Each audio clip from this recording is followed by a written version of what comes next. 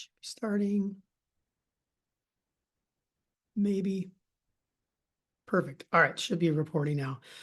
So like I said, we're going to talk about some updates over the last couple of months. There have been a few changes that have come about that I don't think I was quite prepared for. Nothing too bad, but certainly some changes in how we're going to do things, I think, in the coming months when it comes to the SDPC. So I really need to share those with you just so you're aware of what's going on and what potential timelines might look like moving forward. So I attended the A4L Access for Learning, which is the parent company behind the SDPC's, their summit in Washington, D.C. About a month ago. So got some good information there. And then I attend bi-weekly calls with alliance leads from all over the country. And there's about, I think 20-ish alliance leads all over the country. So we really meet bi-weekly to gripe about things, but we also have some substantive things that we discuss too, especially when it comes to workflows and processes and stuff like that in the system. So those conversations usually end up yielding a lot of good information that I will take note of and pass along if I feel it's relevant to you guys. Since most of it is not, but occasionally it is. So my goal here today is to share with you some information on what's up and coming and the status of a few things that I do quite often get questions about, and I just want to make sure that that we're good to go. So here's my loose agenda for today. The first thing I'm going to talk about is the current state of the Illinois State Privacy Alliance and kind of where things are on our database right now. And then discuss one current major issue that kind of needs to be corrected. Some of you would have gotten an email from me in the last week or so about some issues that need to be fixed. And I'll just quickly kind of go through what that looks like if you haven't addressed those just yet. I'm going to talk about Registry 2.0. In fact, I'm going to show you what it looks like as of right now. It is nowhere near complete at this point, but it's getting there. They're building it. We had a great workshop when I attended the A4L Summit a month ago. So I'm really looking forward to the possibility of what it's going to be and how it's going to be built. So I think that'll be pretty awesome. Or how to determine if the agents are right. So with that being said, Gonna hit the mute all button again. Okay. So and then we'll talk about the status of NDPA 2.1. And you read that right. We're already talking about 3.0. And you're going to ask why? Because we just got 2.0/1. Well, there's a reason for that I will fully explain today, hopefully, the best I can.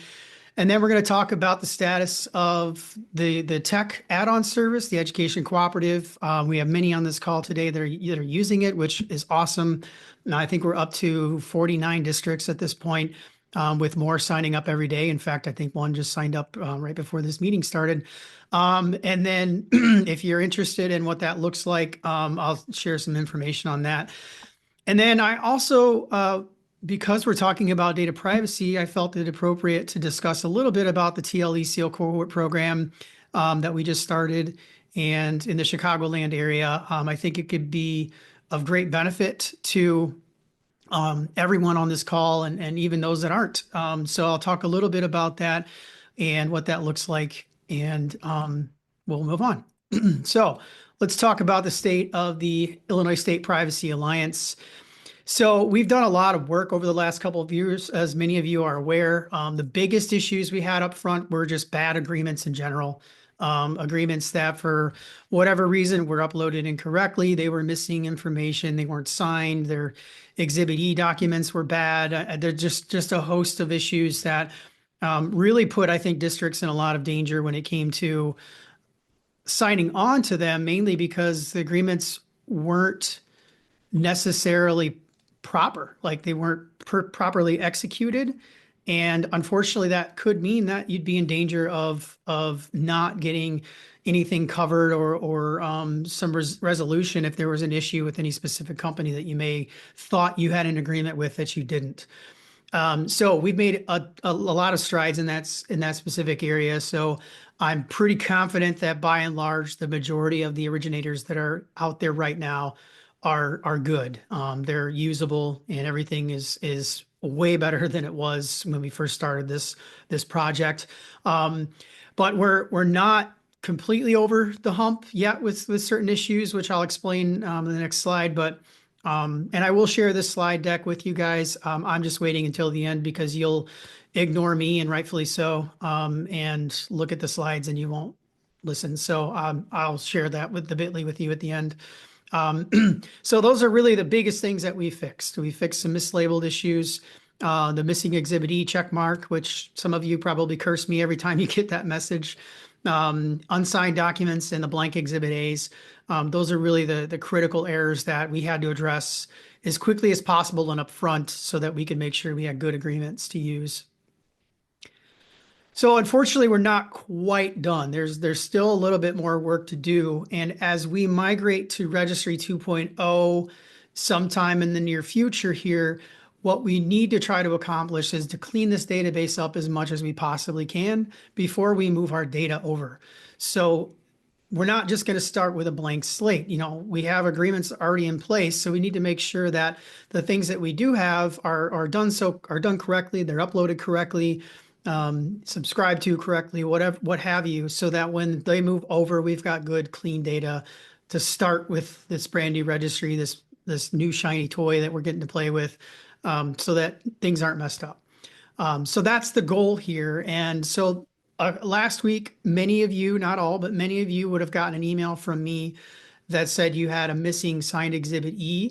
And I'm going to apologize up front. I didn't do a great job of explaining how that looks on the database. So for those of you that did get that email and haven't had the chance to address that quite yet, I'll just quickly show you what that looks like so that you can see and get an idea or an example of what that is. So let me go to our account because I know that account has some. And so here's a very good example of what you will see in an active agreement. I'm going to use an inactive as an example just because it's here. But the issue is that an agreement is active. And for whatever reason, the Exhibit E document did not generate when you subscribed.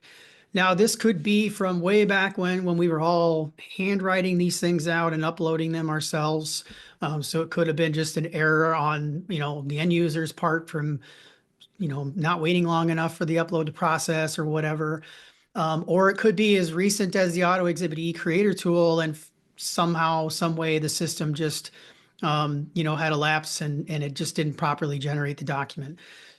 In either case, there needs to be, for any active entry that you are subscribed to, there needs to be that Exhibit E document. That Exhibit E document is your contract. That's your contract between you and the provider. So without that, there's really no proof that you actually have an agreement with them. So how do we address that issue? Well, there's really just two ways to do that. The first one is to make it inactive. If you're no longer using it, then just make it inactive and it will no longer show up in that error report. It'll just be done. If you are still using it, you still need to make it inactive. And the reason for that is because after that, we want to go into the Auto Exhibit E Creator and search again to see if there's an agreement that we can still use or subscribe to. And in some cases there may not be, and we can discuss that at a different time. But so to make an agreement inactive, it's pretty easy. All you need to do is, and here's a good active one to use, all you need to do is go into Edit Other Info, and you'll scroll down into the Agreement Information section, and there's the Status drop-down menu, and you just click on Inactive, and then hit Save.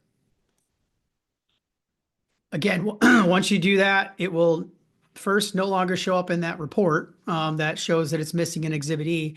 And then second, it will no longer show up on your public facing list, which is your active list that you share with your parents and your community on your website. So that's important to note. So the next step then is to go to the Auto Exhibit E creator. I'm not going to do that here, mostly because I can't from this screen because I'm on my Alliance view. But on your end, once you've inactivated it, you would go over to the Auto Exhibit E creator and just search for it again, go through the process of adding it, and it should, in theory, it should re-add that Exhibit E and you shouldn't have any problems. What I recommend you do is after you fix those agreements, go back and make sure that that Exhibit E is in. Just it's got to be there. So if it's not, then contact me and let's figure out what we can do to to address that situation. So I can either submit a ticket to A4L and see if they can see something on their end that could have caused the problem, or we can go another route, or I can try for you on my end to see if it worked. But regardless, that's really the best way right now to deal with the missing Auto Exhibit E creator. If you haven't yet addressed that and you're not sure which agreements are missing in Auto Exhibit E, if you are like some districts and you have 150 emails on your or sorry, 150 agreements on your list, just shoot me an email. I've got the report and I can copy and paste your district's information from the report and send you that list directly so you'll have it. Okay, so what are some other issues? So expiration dates are really kind of another thing that we're still dealing with a little bit. And I wanted to address this. So within the same edit other info menu, you can also adjust the expiration dates. I'm going to really recommend to folks to not leave the date expires field blank. And the biggest reason for that is eventually you're probably going to stop using this particular product or service. And when you do, you don't want that. There's two things. You don't want it to be active on your list anymore because you're no longer using it. And the second thing is that you will want to contact the company to have them dispose of your data. I'm sure many of you are aware of a recent Power School event that may or may not have occurred. And a lot of that data, there's a chance that it had to be there due to data retention laws and things like that in areas and states. But there's also a chance that some of that could have been disposed of at some point in time when it should have. So the expiration date really helps you remember to review your agreements on a regular basis. And then if you are no longer using that product, or you're no longer going to be using that product within the next 6 months or so, then it reminds you to delete it, get rid of it, or contact them to delete your data. So I'm going to recommend one of two things: either the end of your school year, or if you have a contract with that company, if you're paying for the service, then to put in that end of your contract date. The system will automatically send you a reminder that that agreement will go inactive unless you do something about it 90 days before it does. So you'll get a message that tells you, hey, this is going to go inactive, and it'll do it again at 60 days and it'll do it again at 30 days. So I think it's really important to have those reminders and making sure that that you continually review those. So please do that as you're going back through your agreements. And then just make sure that you're checking on those inactives and that they should truly be inactive. If they had an expiration date and they did lapse in the system and go inactive and you did not intend that to happen, then you'll want to make sure you go in and change that date. And along with changing the date, you also need to make sure that you change the status, because changing the date will not automatically change the status. So it's important to remember that after changing the date, if it needs to be active, to change that status back to active. So that's another kind of common issue that I'm seeing, because there's a good chance that we've kind of discussing this. As of right now, we're planning on pulling all the inactives with us to the new registry, but they might go into like an archive folder or space more than likely. But there's also a chance that we may instruct districts to start building their own archives and leave all that old data out. That's not been fully decided yet, but that's something we're still discussing. Um, and then two other things, Google and Tinkercad. If you have a Google agreement or a Tinkercad agreement right now on your list, and if it looks like this, it's wrong. It shouldn't look like that. Neither one of those agreements is an Illinois NDPA. It's not a national data privacy agreement. They are what's called a vendor specific agreement. So, and the vendor specific, not to be confused with vendor specific Illinois NDPA, is an agreement that just that vendor created for the situation. So it's important that you go through the system and look at your Google and Tinkercad agreements and make sure that they are labeled properly. And to do that, to change that, and I'll show you that really quickly here.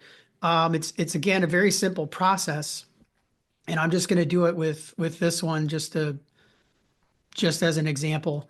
So you click on, if it's wrong, click on change agreement type. And then you'll click on other type of agreement. And once you're there, just select vendor specific as the agreement version. Nothing else needs to change. And you'll click on continue. And now this one just went away, the highlight, or sorry, this is the one I did. It will change to vendor specific, and that's all it will say, and it will still link back to that agreement. Again, it's important to make that distinction between what's an NDPA, a National Data Privacy Agreement, and what's not. It's still a data privacy agreement. It's just not the one that everyone else seems to use. Sometimes people just need to be special, like Google and Tinkercad, for whatever reason. So it's important to have that distinction. And you can ask me questions about that if you missed anything there, but just let me know. But I'm seeing that mostly with Google and Tinkercad agreements. So please go in and fix those if you have those on your list. Okay, so enough about specific issues. Let's move into Registry 2.0. So Registry 2.0 is going to be vastly different. I'm going to warn you now. We will be quite a bit different. The biggest advantages of it really, I think, are that it should be more intuitive. It should be easier to use. I just got a question that I'm going to respond to. Do we need an Exhibit E? No, there's no Exhibit E that exists for Google or Tinkercad. Each district has to have an agreement on their own with either one of those. So there's no subscribing to either one. So if you think you're subscribed to those, you're not. You need to reach out to get your own agreement with Tinkercad, and you can email me and I'll send you a Google form that you send to Google. The responses go to them, that they will complete an agreement with you. So like I was saying, Registry 2.0 should be a lot more user-friendly. That's the goal. It looks a lot better. And I just think all around, it's going to be a lot better situation for all of us involved. So I'm going to be able to show you a little bit of what it is more than likely going to look like today. I just want you to understand that this is a sandbox environment as of right now, and it's nowhere near completion. There's still a lot of workflows that need to be developed. Fortunately, they're working very closely with us as Alliance leads to understand how we need this to be built for our district users to use. So this is the login screen, and I'm going to log in as a district user. So here is the dashboard. So when you log in as a district user, this is going to be your initial view. My understanding is that you will be able to customize these tiles that are on the top. You'll be able to decide what it is information you want to see as you log in and manage your agreements. So that's going to be kind of a neat thing. As of right now, you have no customization whatsoever, other than managing and adding the agreements. So that'll be a feature there. This is my personal favorite update to the registry. I know a lot of people will disagree with me, but I like dark mode. I use dark mode on Gmail, and anything that has a dark mode, I like dark mode. So it feels better on my eyes for whatever reason. So that's probably my favorite thing. And I told the team that's working on this that too, and they laughed at me, but that's okay because I like it. So I'll go back to light mode though. So then the other thing that I really like about this registry that they're building out is the resources section. So right now, as you guys are probably aware, when you go in to look at the resources, it's just this god awful massive list of things that you really just can't discern anything from. Like there's no links, there's nothing to look at, there's nothing to click on. It's just a lot. There's a search function, but unless you know the exact name, sometimes you're not going to find it. So for whatever reason, it just isn't nice. So the new registry in the resources section has is going to have tiles for each resource. Again, searchable, so you can figure that out. It'll have things that are categorically based. So if you have a specific category of products you're looking for, you're not really sure yet, you'll be able to search by category. And then it's going to have a verification badge next to it. So you will know that it's been vetted and verified in the system. The one question that I asked at our meeting in March that I haven't gotten an answer to yet, but I believe we're working on developing is what does verified mean? Like, what are we verifying? Are we verifying that they're good stewards of student data? Or that they're real? I mean, are they not robots? Like, what are we actually verifying? So that criteria is still coming to figure that out, but hopefully that will be something that we can trust, and I'm sure it will be. So they just have a small sampling of potential resources here. But another thing that I like about it is that we can click on a resource and it immediately takes us to the agreements that are currently active within that particular resource. And then what will happen from here is, as a district, it will identify which one is the originator, and you'll simply be able to click on this button here, and it's not on this functionality just yet, but I've seen screenshots. They just didn't have it in the sandbox in time. That you'll be able to click here and say subscribe to the exhibit E, and it'll let you do it from right there. And then the next step essentially is it creates a screen grab of that exhibit E and throws it on your list, and that's it. I mean, it's pretty simple.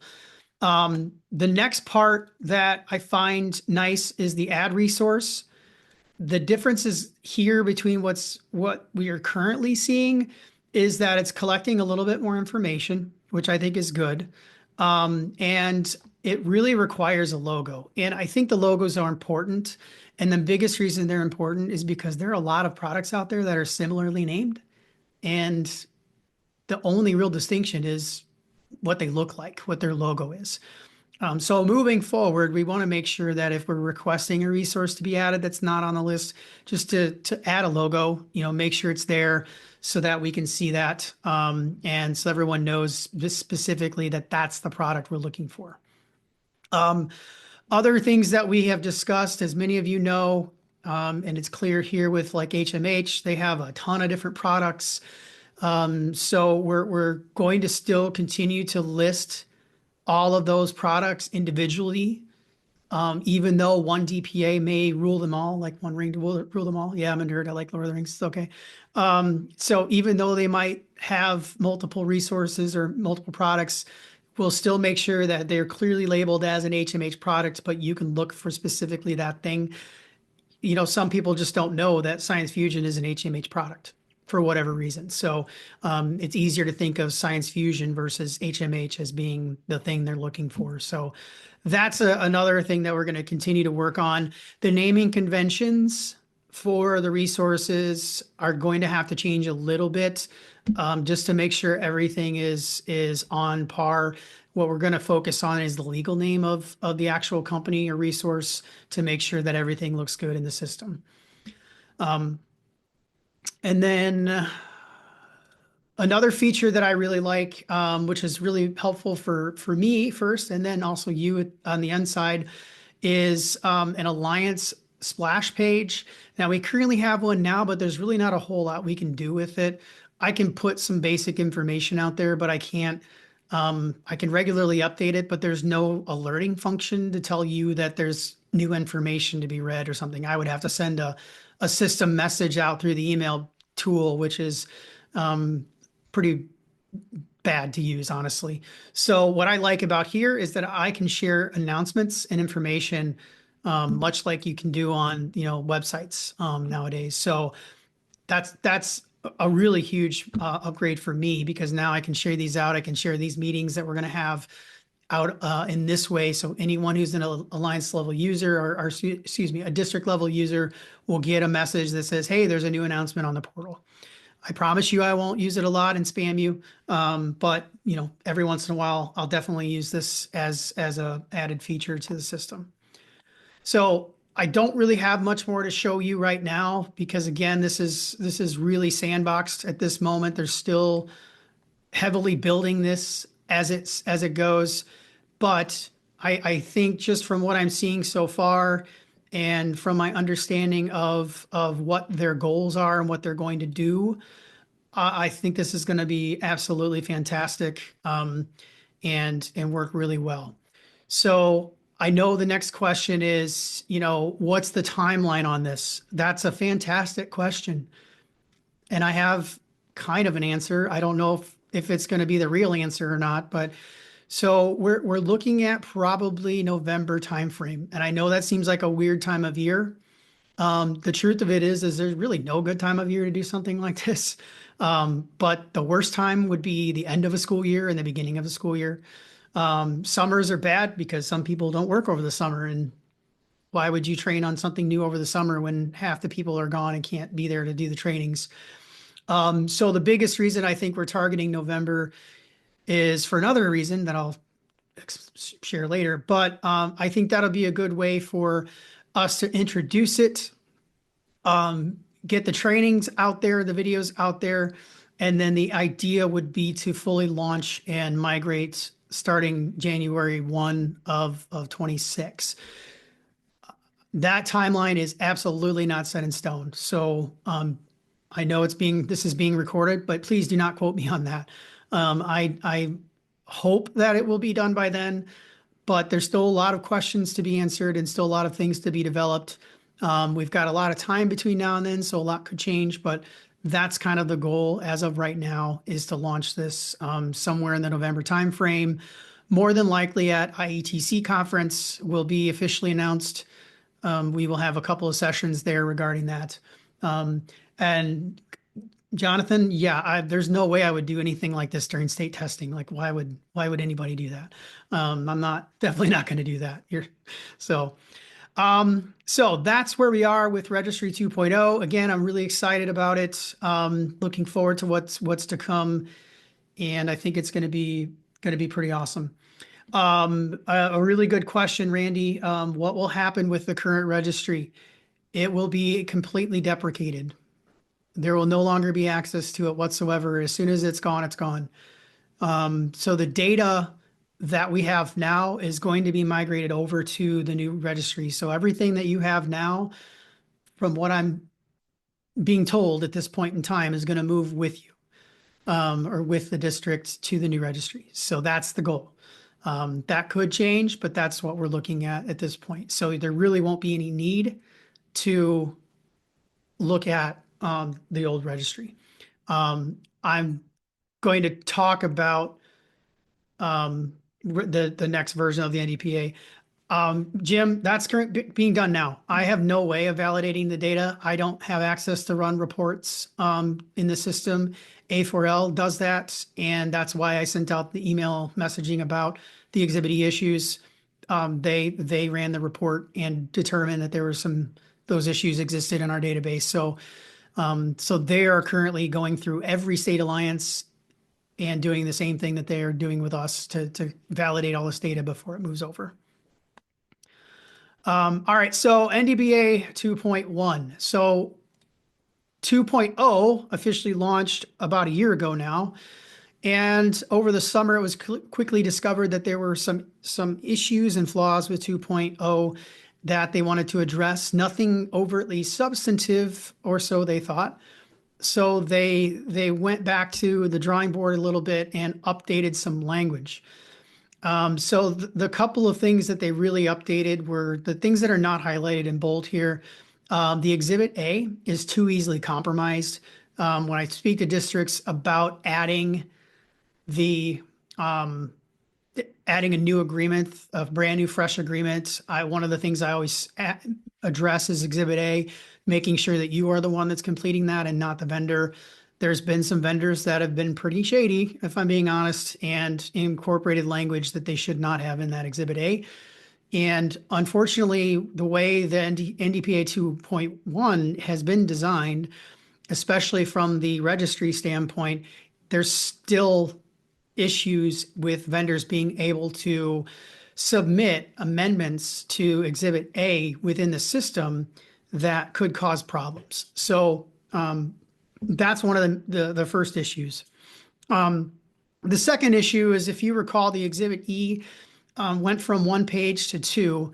And the reason it went to 2 is because some additional fields were added to Exhibit E, the first of which was the resources or services field. So all the services addressed under Exhibit A would be listed in the Exhibit E page. And then the second couple of fields added were contact information for both, obviously, the district, the LEA that's signing it, and then a security level contract in the event of a data breach.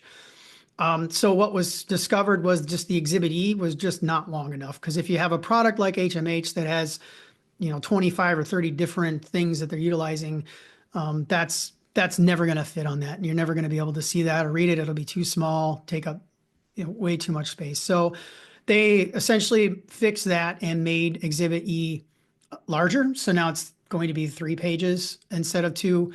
That's not a huge change, which is why they didn't really open it back up to community review.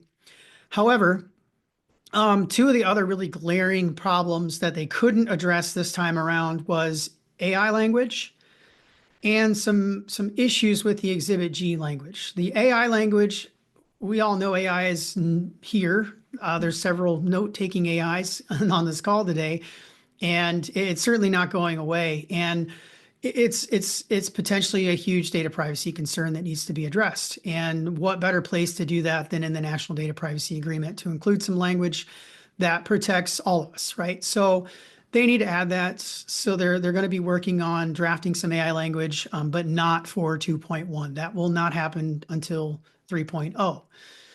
And then the other part of it was the Exhibit G. Now, the Exhibit G is the state-specific terms, so that's where SOPPA comes into play for the NDPA for us. And the drafters of our Exhibit G here in Illinois, they have included some things in our Exhibit G, which I'm not disagreeing with, but unfortunately, they're not statutory. They're things that are not required by law. And the current language on the Exhibit G states that whatever is included in Exhibit G has to be statutory.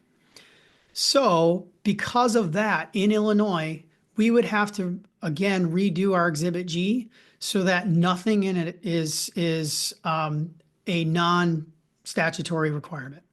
So, and I'm sure they're willing to do that, but, they put a lot of work into that. And honestly, a couple of the things, like, for example, to limit where our data is stored to US, Canada, European Union, countries of that sort.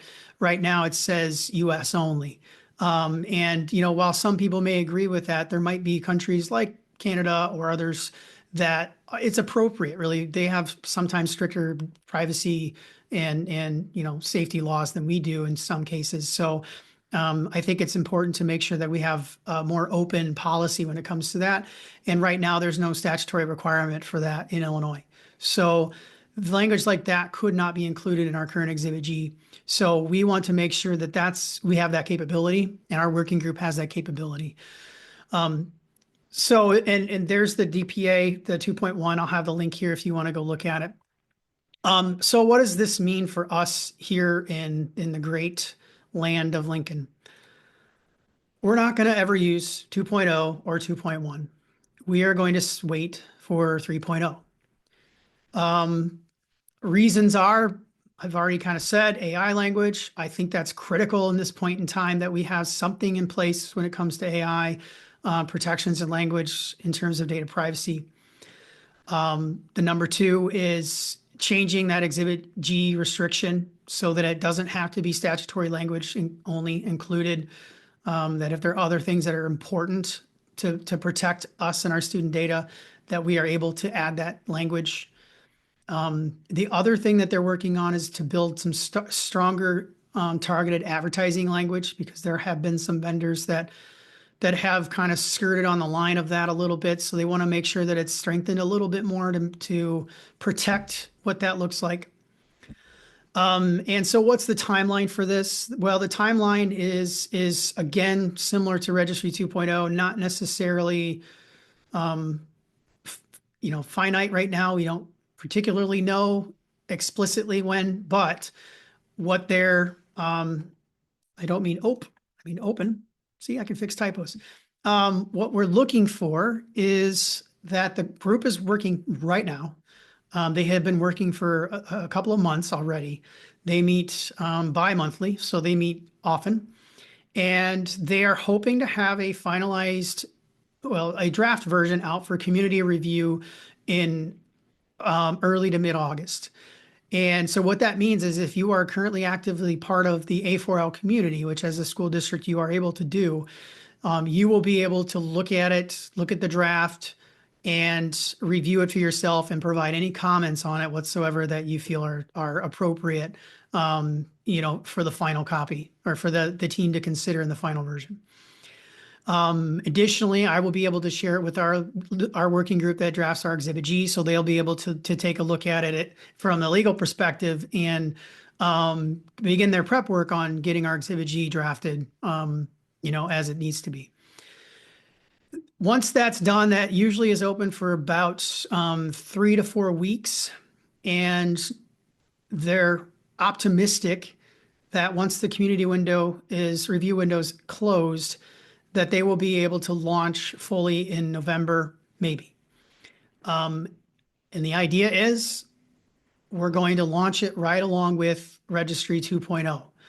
The big reason for that is it is not my intention to allow any new agreements that are added after we launch 2.0 to be the current version we're using, which is 1.0A. We will start using the brand new agreement right off the bat.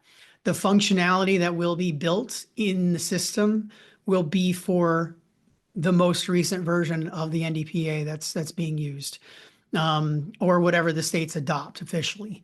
So some states are probably going to stick with 2.1 or 2.0, although it has not been widely adopted. In fact, only one state's officially fully adopted it at this point, because of the reasons I mentioned earlier. So that's the goal right now. And I'm excited to share that Rayma Holly, which many of you met on our tech onboarding call back in December, she is coming to ITC this year, and she's going to be doing a workshop with me to discuss Registry 2.0, NDPA 3.0. She's on the working group, so she'll have a lot more insider knowledge than I will, and talk about the education cooperative, and also just help districts answer any student data privacy questions they may have. She has absolutely forgotten more about student data privacy than I know. So she is a fantastic resource, and I'm very excited to have her come. She is an Illinois native living in New Jersey now, but she's an Illinois native. And so she's very excited to come back to her home state and be able to help us out. And I'm definitely excited to have her here. So I get it. This was not the plan. It wasn't my plan either. And like I said, a lot of things have kind of been in flux and have changed over the last few months. And I hope that everyone understands that, after talking with the alliance leads and my team here, I just feel like for our state, I think this is the best plan moving forward to keep us all on the same page, to keep things as consistent as possible, that we need to move forward with, 2.0 when it's ready, and wait till 3.0 to go along with that so that everyone's on the same page. The last thing that we need is another two different versions issue and expiration dates, confusion, and all those other things that we were experiencing the last few years. So my goal is we will move to everything all at the same time, everything everywhere all at once. I know it'll be a lot, but I feel pretty confident that everything is going to work out. It's going to be a much easier system and much better system to utilize. And you can rest assured that I'm going to do my part to make sure that we have all the training materials and information that we possibly can so that, everyone has everything they need and to move forward. So happy to answer any questions, at the end of this about any of that stuff. I will provide you with any answers that I can at this time. Anything I don't know, I can either ask someone or get back to you later. But so keep the questions coming if you have them about any of this stuff. So I'm going to move on here. So the Education Cooperative, if you are not signed up with the Education Cooperative, just really quick information about it. It is a student data privacy alliance. They provide multi-state data privacy agreements. There's up to 14 states now. And what they do is they attach the Exhibit Gs from each state to that massive agreement, and then obtain that with the vendor. Over 2,000 pre-negotiated vendor agreements right now. And when I created this slide, there were 553 available in Illinois since December when we started this. But I think I looked right before we started and there were even more. I want to look. So 562 agreements now available for tech subscribers in the database. So that's a pretty big number to be so early into the process. So I'm pretty excited about that. So 49 districts in Illinois are currently participating in this, which is fantastic. So originally, when we started the process, we weren't really too sure what the onboarding would look like and how to get districts started and all that. So we had originally intended to do 2 different sign-up windows, one in the fall or late fall, and one in the spring. And we're no longer going to do that. We're going to leave it open. So if you want to sign up, you can sign up at any time. We'll get you onboarded right away. I'll send you the onboarding video. You can ask any questions, and we'll go from there. So we will no longer have just a 2 enrollment window. It'll be open at any time. If you have additional questions, you can reach out to me if you're interested. Some of the benefits are, every vendor specific NDPA, which means that vendor wanted some language changes, has been negotiated with a lawyer that has expertise in data privacy. So they have worked very hard to make sure that all the parties are happy with what's being discussed and decided. So I think that's awesome, because that can be a daunting task and it can take a lot of time to get those. The other aspect of this is that if there's not an originator on the database right now, as a tech subscriber, you can submit a new request to get one added, and they will do all the work for you. They'll reach out to the vendor. They will negotiate if it's necessary. And once you sign it and approve everything, they will even upload the agreement for you. So you don't even have to do that. So that's another kind of fantastic thing, because it kind of takes all the weight off of your shoulders. And I really like that aspect of it. There's a link here. When you guys need to sign, or when you're interested in signing up, you can click on that and go to the sign up. It's $550 for a full year of the service. I think well worth the cost for what you're getting in that service. And again, if you have any questions, please feel free to ask, and I'm happy to answer anything. So I've got a couple of questions that I will get to as soon as I'm done. I want to make sure that I get through the TLE seal cohort really quickly. So the TLE SEAL cohort, if you're not familiar with the TLE SEAL, the Trust and Learning Environment SEAL, it's a program that was sponsored and created by COSN, the Consortium of School Networks, and the goal is to demonstrate your, um, I guess, commitment to student data privacy. It is a fantastic way to show you as a district that you've taken student data privacy practice, policy, training, all those aspects extremely seriously. When you earn a TLE seal, you actually get nationally recognized. So they will put out a press release, and everyone out there will see that, hey, I've done this, and my district has done this work. I'm not going to say it's the easiest thing in the world because there are a lot of things to show and to do, but the commitment, I think alone is well worth the time. And the best part of it is if you join one of our cohorts, it's free. You don't have to pay the application fee to earn the seal. So we have already taken care of that on your behalf. One of the greatest benefits, I think, so COSN, and I've got the link here, COSN did recently a national student data privacy report. And one of the things that the report kind of demonstrated was that those districts that have gone through the TLE SEAL program far and away scored much higher on this questionnaire, and there were 95 questions on this privacy survey. By and large, scored much higher on every category to demonstrate their commitment to data privacy. So I think it's fantastic opportunity. So again, there will be a bit.ly down here at the end that if you are interested in launching a cohort in your area, I highly encourage you to complete this just short 3 questions, your name, email, and district, because we're looking to expand the cohorts across the state. Right now, we have 2 cohorts launched in the Chicagoland area, and we would love to branch out into other areas of the state. So I will share this with you in just a second. Here's just some cool stuff about my tech services team, which I think is the best team at the LTC, but we're all pretty great. So that's cool. And then here's my team. And there's the bit.ly, bit.ly, and then all caps, April SDPC. And I will go back and answer some of these questions for you. Confirming if we have agreements that were signed by people who are no longer in our district, is that an issue? My understanding is that it's not. The agreement is not between the person and the company, it's between the district and the company. So at that time, that person was a representative of the district. So the district is still covered.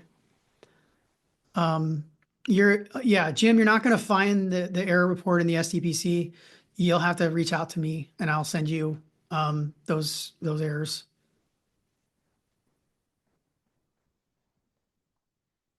And I will go ahead and put this link in the chat as well.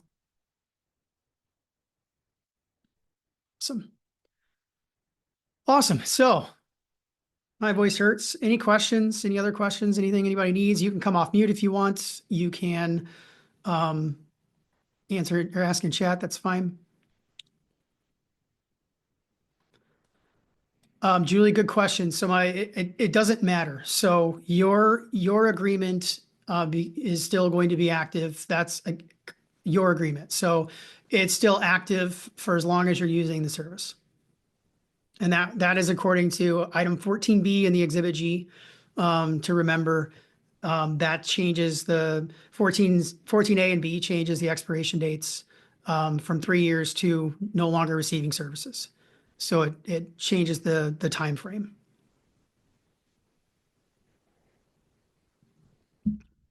Any other questions?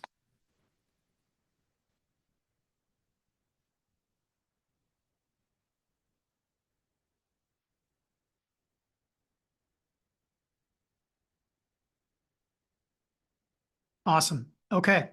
Well, I'm going to stop the share really quick, and I'll put that bit.ly in the chat once again before I do. And, thanks everybody for joining. I really appreciate it. It's always crazy to me how many people join these meetings. to listen to my boring voice, but I certainly appreciate it. And if you need anything, you know how to get a hold of me. So have a good rest of your day and great weekend.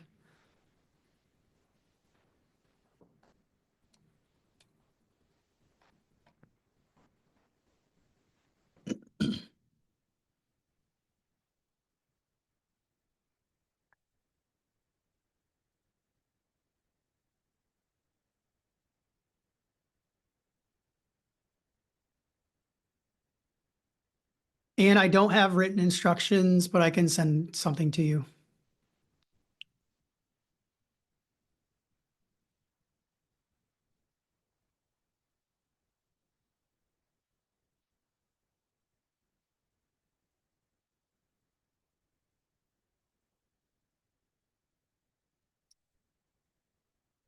So that video that Scott shared is perfect. Yeah, I watched that. If you still have questions once you watch that video, just reach out to me and we can get on a call.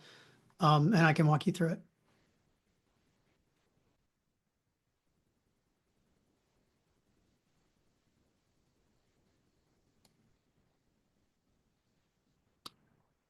All right, perfect. Well, I'm going to go ahead and end the call. So again, thanks everybody for coming. Great to see you and have a great rest of your day and weekend.